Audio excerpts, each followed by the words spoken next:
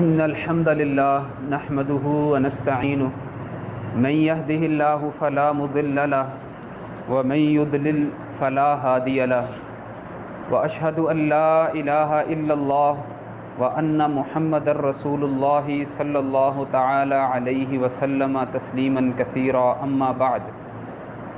فإن خير الحديث كتاب الله وخير الهدي هدي محمد صلى الله عليه وسلم وشر الأمور محدثاتها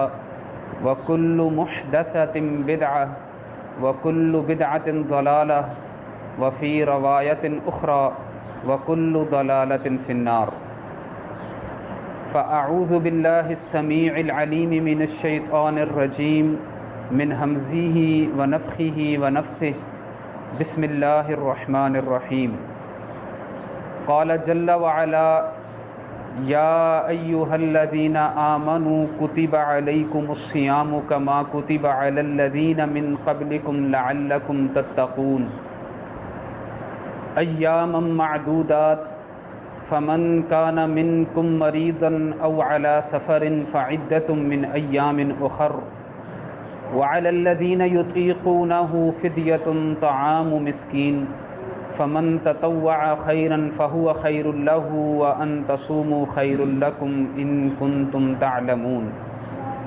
شهر رمضان الذي أنزل فيه القرآن هدى للناس وبينات من الهدى والفرقان فمن شهد منكم الشهر فليصمه ومن كان مريضا أو على سفر فعدة من أيام أخر يريد الله بكم اليسر ولا يريد بكم العسر ولتكملوا العدة ولتكبروا الله على ما هداكم ولعلكم تشكرون۔ یہ سورۃ البقرہ کے 23ویں رکوع کی یہ دو آیات ہیں، 183 اور 184، بڑی مشہور آیات ہیں۔ اللہ رب العزت نے اپنے احکامات کو مان لینے والوں سے، جن کو عرف عام میں اہل ایمان کہا جاتا ہے، مومنین کہا جاتا ہے، اور وہ اپنے آپ کو مسلم کہلوانے کے حقدار ہوتے ہیں، ان کے لیے اللہ رب العزت نے جب وہ پہلی شرط پوری کرتے ہیں لا الہ الا اللہ محمد رسول اللہ، تو اس کے بعد اس لا الہ الا اللہ کو پورا کرنے کے لیے،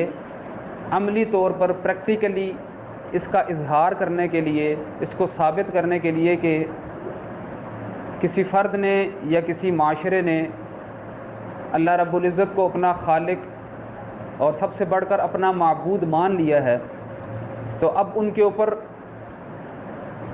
اس دائرے میں آنے کے بعد کچھ احکامات، کچھ فرائض، کچھ چیزیں حلال ہیں، کچھ حرام ہیں، اور زندگی کے تمام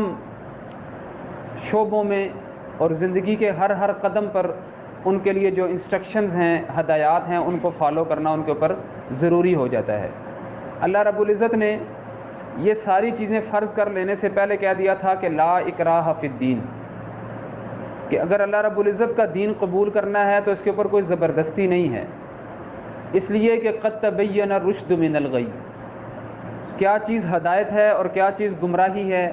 کیا ٹھیک ہے اور کیا غلط ہے، کیا صحیح ہے اور کیا غیر صحیح ہے، وہ اللہ رب العزت نے واضح کر دیا ہے۔ اس نے تم کو پیدا ہی ایسا کیا تھا کہ تمہیں آنکھیں، کان، دل، دماغ، سوچنے کی طاقت،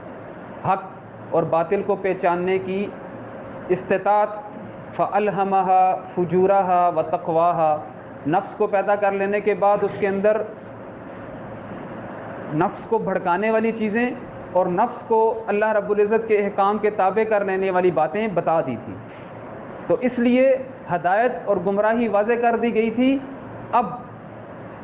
اس ہدایت کو قبول کر لینے کے بعد تم نے اپنی زندگی کے تمام شعبے ہیں ان میں اللہ رب العزت کی مان کر چلنا ہے۔ اللہ رب العزت کو تو مان لیا ہے،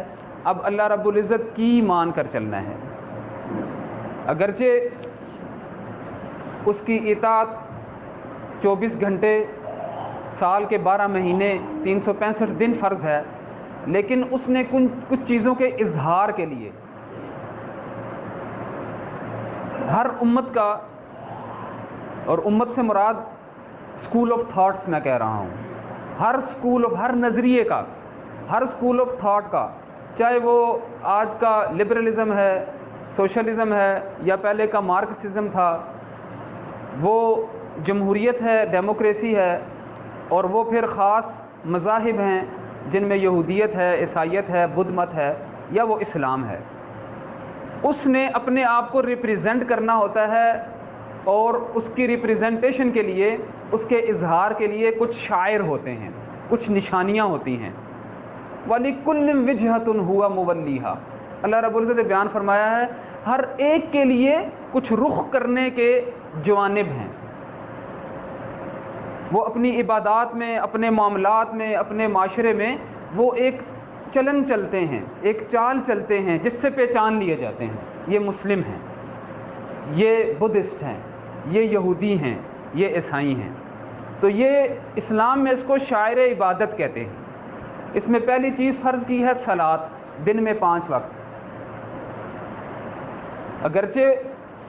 اللہ رب العزت کے آگے 5 وقت آنا ہے، لیکن اس 5 وقت میں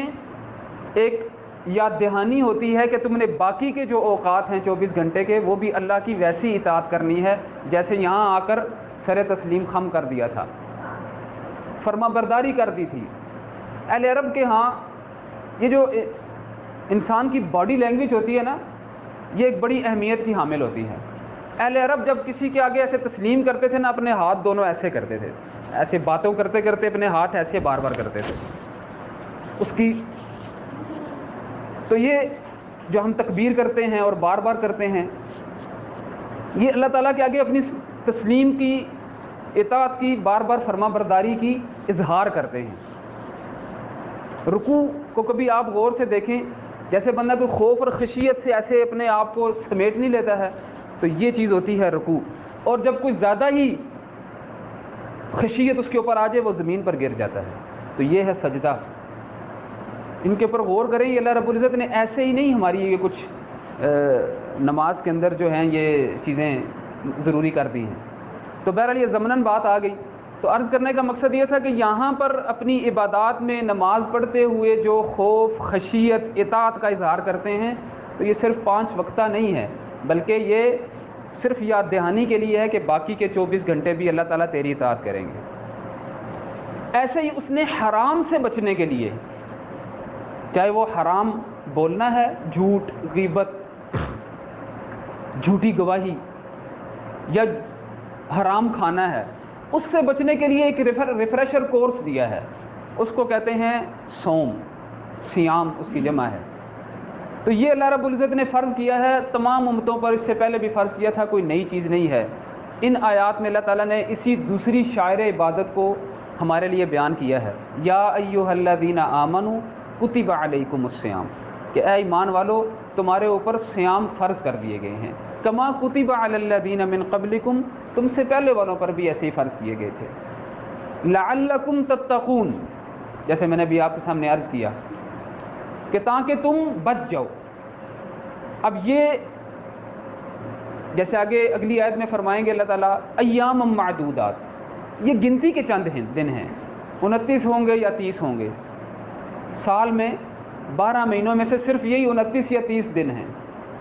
لیکن یہ 29 اور 30 دن ایک ریفریشر کورس ہیں۔ حلال چیز سے اللہ تعالیٰ نے منع کر دیا ہے، صبح صادق سے لے کر سن سیٹ تک، غروب آفتاب تک۔ پانی پینا ہمارے لیے حلال ہے، جو ہم کمائی کرتے ہیں، کھانا روزی ہماری، وہ اس کو کھا لینا حلال ہے۔ نکاح کر لیا ہے وہ عورت ہمارے لیے حلال ہے، لیکن اللہ رب العزت نے ان 30 دنوں یا 29 دنوں کے لیے کہا کہ اس سے بھی رک جانا ہے۔ اس 29 یا 30 دنوں میں میری حلال کی ہوئی چیزوں سے رک جاؤ، اور باقی 11 مہینوں میں صرف میری حرام کی ہوئی چیزوں سے رک جاؤ۔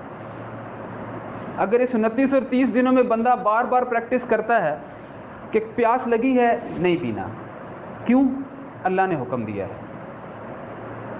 کھانا کھانے کی حاجت ہے نہیں کھانا ہے، اللہ رب العزت نے۔ اور آپ یہ دیکھیں کہ کتنا گنہگار سے گنہگار بھی مسلمان کیوں نہ ہو، وہ روزے میں خیانت نہیں کرے گا، ہے کہ نہیں ایسا؟ کوئی گنہگار سے گنہگار مسلمان بھی ہے نا، نمازیں نہیں پڑھے گا، جھوٹ بھی نہیں شاید چھوڑے کبھی، ہاں جی، اور بھی بہت ساری باتوں میں ڈنڈی مارتا ہو، لیکن روزے میں خیانت نہیں کرے گا۔ یہ اللہ رب العزت نے ایک ایسی بہترین چیز مسلمانوں کے لیے کی ہے، اور اسی لیے بیان فرمایا ہے کہ الصوم لی ولی اجزی بہ، او کما قال علیہ الصلوۃ والسلام، کہ صوم میرے لیے ہے اور میں ہی پھر اس کی جزا ہوں۔ اب اس کی جزا اللہ رب العزت ہونا کوئی معمولی چیز نہیں ہے، اور یہ ڈیپینڈ کرتا ہے ہمارے تقویٰ کے اوپر۔ جس کا جتنا تقویٰ جس لیول کا ہوگا، اللہ رب العزت اس سے بڑھ کر اس کا اجر دے گا، اس کے مطابق اس کا اجر دے گا۔ جس کے اندر جتنی خشیت اور خوف الہی تھا، اتنا ہی اللہ رب العزت اس کو ریوارڈ دے گا، اتنا اس کو جو ہے وہ جزا دے گا۔ تو یہ جیسے ایک بندہ جیسے میں نے عرض کیا کہ گنہگار سے گنہگار بھی یہ نہیں کرتا ہے کہ کوئی نہیں دیکھ رہا تو پانی پی لیتا ہوں، کوئی نہیں دیکھ رہا تو کھانا کھا لیتا ہوں، تو یہ اس کے لیے ایک یاد دہانی ہے بار بار کہ دیکھو آج تم ایک اللہ سے یہ تعلق قائم کر رہے ہو، تو باقی کے 11 مہینوں میں تم نے یہ تعلق قائم کرنا ہے کہ کوئی دیکھ رہا ہے یا نہیں دیکھ رہا، یہ کنٹیکٹ لازمی قائم رکھنا کہ اللہ رب العزت دیکھ رہا ہے، حرام خوری نہیں کرنی ہے، جھوٹ نہیں بولنا ہے، زیادتی نہیں کرنی ہے، غیبت نہیں کرنی ہے، وہ تمام حرام جو اللہ رب العزت نے ٹھہرا دیے ہیں اس سے بچ کر رہنا ہے۔ تو یہ ہے اس کا نتیجہ، لعلکم تتقون، تاکہ انسان تقوی والا بن جائے، پرہیزگار بن جائے، بچنے والا بن جائے، کس سے؟ اللہ رب العزت کی ناراضگی سے۔ اب بائی ڈیفینیشن اور تعریف کے لحاظ سے دیکھیں تو روزہ یہ ہے کہ صبح صادق سے لے کر غروب آفتاب تک کھانے پینے سے بس رکنا ہے اور جنسی خواہشات سے رکنا ہے۔ اب بائی ڈیفینیشن تو روزہ بظاہر صرف پیٹ کا ہے یا شرمگاہ کا ہے، یہی چیزیں ہیں ڈیفینیشن میں، تعریف میں روزے کی ڈیفینیشن یہی ہے کہ آپ نے صبح صادق سے لے کر غروب آفتاب تک کھانے پینے سے رکے رہنا ہے اور جنسی خواہشات سے رکے رہنا ہے۔ لیکن بیان کیا رسول اللہ صلی اللہ علیہ وسلم نے کہ آنکھ کا بھی روزہ ہے، زبان کا بھی روزہ ہے، کانوں کا بھی روزہ ہے، ہاتھوں کا بھی روزہ ہے، پاؤں کا بھی روزہ ہے، آپ کی سوچ کا بھی روزہ ہے، آپ کے وقت کا بھی روزہ ہے، آپ کے وقت کا بھی روزہ ہے۔ آپ اپنا وقت کہاں گزار رہے ہیں، کس کی اطاعت میں گزار رہے ہیں، آپ کی سوچیں کس کو سوچ رہی ہیں، اس کا بھی روزہ ہے۔ آپ کی نظریں کس کو دیکھ رہی ہیں، اس کا بھی روزہ ہے۔ جیسا کہ ایک حدیث میں رسول اللہ صلی اللہ علیہ وسلم نے فرمایا کہ جو روزہ رکھ کر جھوٹ سے، بری باتوں سے، غیبت سے یا اس طرح کی برائیوں سے نہ بچے تو اللہ رب العزت کو اس کے بھوکا پیاسے رہنے کی کوئی ضرورت نہیں ہے۔ تو گویا روزہ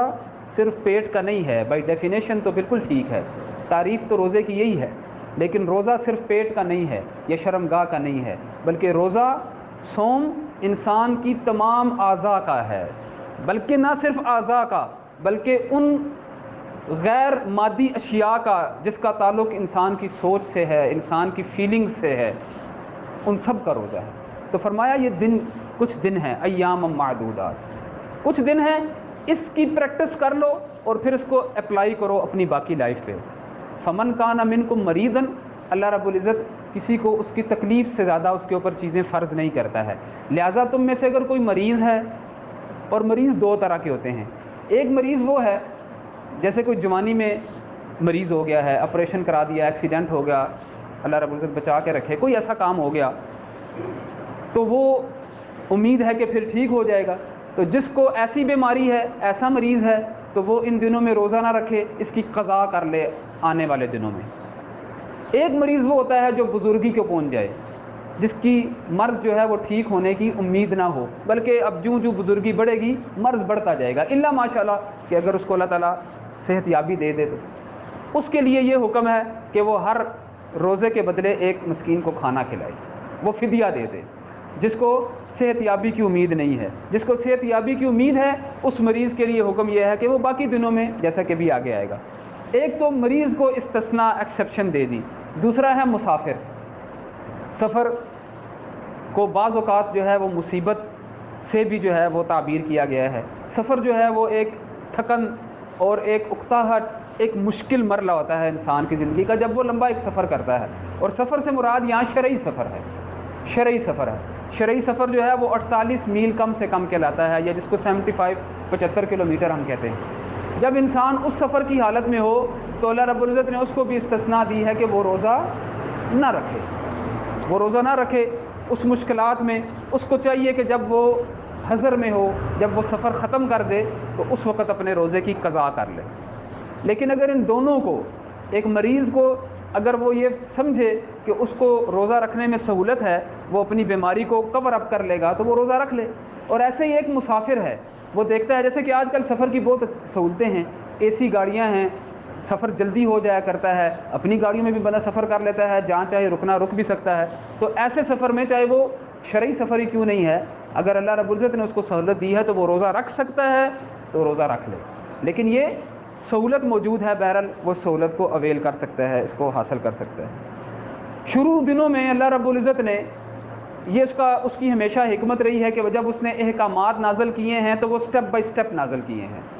تھوڑے تھوڑے کر کے نازل کیے ہیں. اس کی مثال بہت زیادہ عام جو وہ دی جاتی ہے وہ شراب کی حرمت کی دی جاتی ہے. پہلے شراب کے بارے میں صرف یہ بتایا کہ اس کی خامیاں زیادہ ہیں، اس کے فوائد کم ہیں اور اس کا گناہ بہت زیادہ ہے. لوگوں کو اس طرف رغبت دلائی کہ دیکھو جس چیز میں گناہ زیادہ ہے اس سے بچ کر رہنا چاہیے. پھر نماز فرض ہوئی تو لوگوں کو یہ کہا کہ جب حالت سکر میں ہو، جب شراب پی رکھی ہو تو اس وقت نماز نہ پڑھو، اس وقت نماز کے قریب مت جاؤ. تو جو چیز اللہ رب العزت کے سامنے عبادت سے روکے تو لا محالہ ایک سمجھدار مسلمان سمجھ سکتا ہے کہ وہ کتنی خبیث چیز ہوگی. اور آخر میں جا کر سورہ مائدہ میں فرمایا رجس من عمل الشیطان فاجتنبوہ، یہ شیطانی کام ہے، اس سے بچ جاؤ. فہل انتم منتہون، کیا تم اس سے بچتے ہو؟ صحابہ نے کہا نحن منتہون، ہم اس سے بچتے ہیں. وہ پیکر تھے اطاعت کا، سمع اور طاعت کا، اور وہ کر کے دکھاتے تھے. تو یہ سٹیپ بائی سٹیپ اللہ تعالیٰ نے ایسے ہی روزے کو بھی جب شروع میں مسلمانوں کو بتایا کہ تمہارے اوپر فرض ہے، تو جو نہ رکھنا چاہتا ہو اس کو بھی کہہ دیا تھا کہ وہ ایک مسکین کو کھانا کھلا دے. فمن تطوع خیرا فہو خیر لہ، ایک کے بجائے اگر کچھ زیادہ کھلا دے تو اچھی بات ہے. وان تصوموا، لیکن ساتھ ہی ترغیب دے دی تھی کہ اگر روزہ رکھو خیر لکم ان کنتم تعلمون، تم سمجھدار ہو، اہل ایمان ہو، مسلم ہو، اپنی سمجھ کو، اپنی چاہت کے اوپر فوقیت دو، اللہ رب العزت کی احکامات کو پہچانو، اگر روزہ رکھو تو اچھا ہے. تو یہ پہلی آیت تھی. دوسری آیت میں فرمایا شہر رمضان، صوم اور رمضان، رمضان اور قرآن، ماہ سیام رمضان اور قرآن، یہ دونوں کا بہت گہرا تعلق ہے، بہت گہرا تعلق ہے. اس لیے کہ اللہ رب العزت نے اسی رمضان کو جو اہمیت دی ہے، رمضان کو روزہ رکھنے کے لیے جو مختص کیا ہے وہ اس قرآن کی وجہ سے ہی کیا ہے. خالق الملک نے فرمایا شہر رمضان الذی انزل فیہ القرآن. ہو سکتا ہے باقی اقوام میں، باقی امتوں میں جو روزے فرض تھے وہ کسی اور مہینے کے ہوں، لیکن امت محمدیہ کو روزہ جو فرض قرار دیا ہے وہ رمضان کے مہینے کا قرار دیا ہے. اس لیے کہ اس کی ایک رات ہے جو بڑی بابرکت ہے، جس کو لیلۃ القدر کہتے ہیں، جس کو لیلۃ المبارکہ کہتے ہیں. قرآن کے دونوں نام آئے ہیں قرآن کے اندر. لیلۃ القدر تو آپ اکثر سنتے ہیں، اس کا لیلۃ المبارکہ بھی نام ہے، اور اس کو بھی ترویج دیں کیونکہ اس کو غلط رنگ دیا جاتا ہے شب برات کے ساتھ. سورہ دخان میں جس رات کا ذکر ہے وہ یہی ہے، لیلۃ القدر ہے، وہی لیلۃ المبارکہ ہے. حامیم والکتاب المبین انا انزلناہ فی لیلۃ مبارکۃ انا کنا منذرین. ہم نے اس کو لیلہ مبارکہ میں نازل کیا ہے، اور ہم جانتے ہیں کہ انا انزلناہ فی لیلۃ القدر، سیم بات، انا انزلناہ فی لیلۃ مبارکہ انا انزلناہ فی لیلۃ القدر، ایک ہی بات ہے، ایک ہی آیت کے دو نام بتائے ہیں. تو بہرحال اس کو تلاش کرنے کا حکم دیا آخری عشرے میں. اسی لیے پیارے نبی صلی اللہ علیہ وسلم اعتکاف بیٹھا کرتے تھے، صحابہ کرام بھی بیٹھا کرتے تھے، امہات المومنین بھی بعد میں بیٹھا کرتی تھی. آج تک امت اس کے اوپر چلتے آئی ہے اس ایک رات کو تلاش کرنے کے لیے. تو اس رمضان کی جو اہمیت ہے وہ قرآن کی وجہ سے ہے، اور قرآن وہ ہے جس کے بارے میں فرمایا ھدی للناس وبینات من الہدی، یہ لوگوں کے لیے ہدایت ہے. اگرچہ اس سے ہدایت کون قبول کریں گے؟ جیسے سورہ بقرہ میں فرمایا ھدی للمتقین، ہے تو یہ پیغام عام لوگوں کے لیے، ھذا بلاغ للناس، یہ لوگوں کے لیے بلاغ ہے، پیغام ہے، لیکن اس سے دعوت وہی قبول کرے گا جس کو اللہ تعالیٰ توفیق دے گا، جو خود اپنی چاہت کا اظہار کرے گا، اپنے اندر انابت رکھے گا، اپنے اندر جستجو رکھے گا۔ تو فرمایا وَبَيِّنَاتٍ مِّنَ الْهُدَىٰ، جب آپ ایک اسپیسیفک گول کو اچیو کرنا چاہتے ہوں، ایک خاص ہدف کو حاصل کرنا چاہتے ہوں، اس ہدف تک جانے کے لیے کچھ مشعل راہ بھی ہوتے ہیں، کچھ مائل سٹونز جس کو کہتے ہیں، نشان راہ بھی ہوتے ہیں کہ آپ ان کو پہچانتے ہوئے وہاں چلے جاتے ہیں۔ مثال کے طور پر آپ نے یہاں سے لاہور جانا ہے، تو اگر آپ موٹر وے کو اختیار کرتے ہیں تو آپ موٹر وے پہ ان ہوتے ہی جہاں سے پشاور اور لاہور الگ ہوتا ہے، تو آپ اس نشان راہ کو اختیار کریں گے، لاہور کی طرف رخ کریں گے، لاہور کی طرف رخ کریں گے، جہاں سے پہلا جو ہے وہ ٹول پلازا آپ کو چکری کا آئے گا، تو آپ پہچانتے جائیں گے کہ آپ صحیح راہ پر جا رہے ہیں، لاہور کی ڈیسٹینیشن جو آپ نے اختیار کی ہے وہ حاصل کر لیں گے۔ تو قرآن کو فرمایا ھدی للناس، ساتھ ہی فرمایا وَبَيِّنَاتٍ مِّنَ الْهُدَىٰ، اس کے اندر مائل سٹونز ہیں، اس کے اندر نشان راہ ہیں جو آپ کو ہدایت کی طرف رہنمائی کریں گے، آپ کے ہر شعبے میں آپ کو بتائیں گے آپ نے سوچنا کیسے ہے، آپ نے چلنا کیسے ہے، آپ نے شادی کیسے کرنی ہے، آپ نے بیوی بچوں کے ساتھ معاملہ کیسے کرنا ہے، والدین کی فرما برداری کیسے کرنی ہے، ایک معاشرے میں جڑ کر رہنا کیسے ہے، تجارت کیسے ہونی ہے، حاکمیت مل گئی ہے تو سیاست کیسے کرنی ہے، ہر معاملہ آپ کو یہ قرآن بتائے گا۔ وَبَيِّنَاتٍ مِّنَ الْهُدَىٰ، اور ایسا نہیں ہے کہ معاملے کو گڈ مڈ کر دے، والفرقان، وَبَيِّنَاتٍ مِّنَ الْهُدَىٰ والفرقان، یہ صحیح اور غیر صحیح کو واضح بھی کرتا جائے گا، صحیح اور غیر صحیح کو واضح بھی کرتا جائے گا، صحیح اور غلط کو بتاتا جائے گا، حق اور باطل کو واضح کرتا جائے گا، خوب واضح کر دے گا، کوئی اشتباہ، کوئی ایکسکیوز کل کے لیے، کہ کل کے لیے بندہ یہ کہے کہ مجھے سمجھ نہیں آئی، مجھے پتہ نہیں چلا، نہیں۔ والفرقان، پوری صورت بھی اس نام پر نازل فرما دی، الفرقان۔ فمن شاہد منکم الشہر فلیصم، پہلے والا حکم ختم ہو گیا کہ جو چاہے رکھ لے، جو چاہے نہ رکھے اور فدیہ دے دے۔ فرمایا جو بھی تم میں سے یہ مہینہ پائے اس کو چاہیے کہ روزہ رکھے۔ دو کیس پھر بھی آپشنل ہیں، مریض کو اور مسافر کو، اس کو جب بھی دوبارہ صحت ملے یا سفر ختم ہو جائے تو باقی دنوں میں اپنے روزوں کو پورا کرے۔ یرید اللہ بکم الیسر ولا یرید بکم العسر، مالک الملک کا یہ تمہارے اوپر احسان ہے، وہ تمہارے ساتھ آسانی کرنا چاہتا ہے، تمہارے ساتھ مشکل نہیں کرنا چاہتا۔ وَلِتُكْمِلُوا الْعِدَّةَ، یہ اس لیے کیا تاکہ اس عدت کو جو 29 یا 30 دنوں کے ہیں ان کو پورا کرو۔ وَلِتُكَبِّرُوا اللَّهَ، اور اس کے بعد اللہ کی بڑائی بیان کرو، اور وہ ہے ہمارے لیے اس خوشی کا دن جس کو ہم عید الفطر کہتے ہیں۔ مفسرین نے اس تکبر اللہ کی تفسیر یہ کی ہے کہ اس سے مراد عید الفطر ہے، کہ اس میں پھر ہم اللہ تعالیٰ کی بڑائی بیان کرتے ہیں، تکبیرات کہتے ہیں، خوشی مناتے ہیں، خوشی مناتے ہیں۔